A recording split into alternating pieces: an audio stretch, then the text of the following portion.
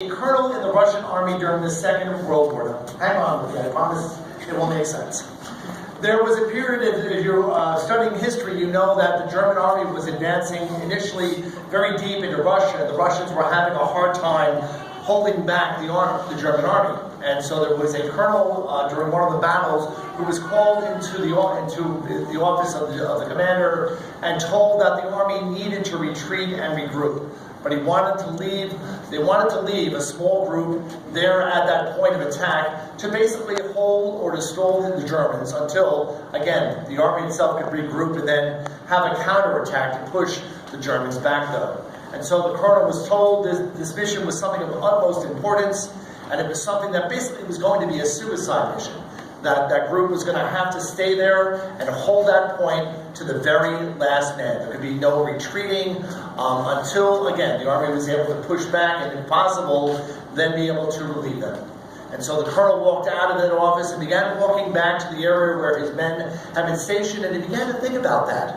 And he realized that this was not something that he was comfortable doing, because he knew that, again, it was a suicide mission. How is he going to ask his men to do this? How is he going to inspire his men to do this? How is he going to get his men to commit to such a task? So he thought about it along the way, and he realized that he had to be honest with them.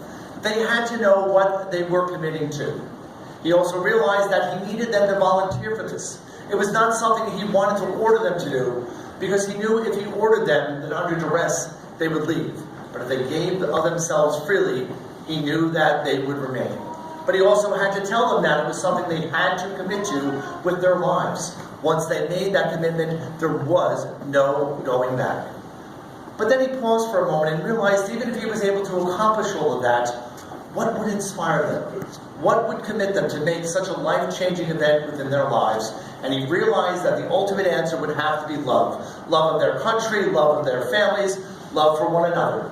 There had to be some love present within them that he had to reach into and inspire in order for his men to join him in this mission. So eventually he reached his barracks and gathered his men together, laid everything out, asked for the volunteers and reminded them of all that they were committed to.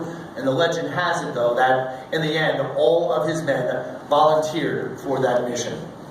Now, having told that story, I am not implying in any way, shape, or form that your marriage is going to be a battleground. I'm making that very clear from the start. All right, I'm just making that right. That's not what I'm saying and sharing this story with you today. I don't want to be hearing later, oh, Father said there's going to be a war between the two of them. Not what I'm saying at all. But it is important, though, when we think about that, though, because, each time that I meet with a couple, remember the first question I always ask you when you want to get in? Are you sure? Are you sure you want to get married? Right? And everybody thinks I'm joking about that. And because as we begin the discussion, eventually I come back to that question. I'll know, because I'll ask something along the lines, well, how long do you plan on being together for? A year, 2 years, 5 years? How long are you going to live for? And then when I start thinking, well, maybe 80, 90, or 100, then we're talking about like a 50, 60, 70, 80, 90 year commitment. That's a pretty big commitment to be making, though. So, has that colonel realized it's something we have to be aware of? It's something that we ultimately do, yes, have to commit to. And it's something that is going to certainly change your lives forever. And the readings that you chose for today, though, give that second dimension to it, as that colonel realized that presence, or that force that would call you to do so, that presence of love. We heard that most especially in that second reading from St. Paul to the Corinthians.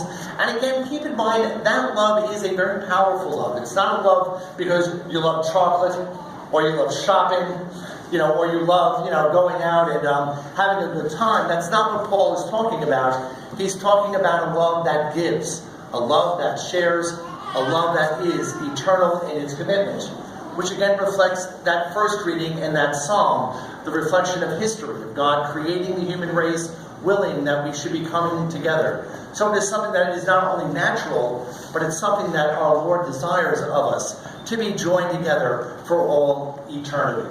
So it's going to be for a very long time, as we go through this process today.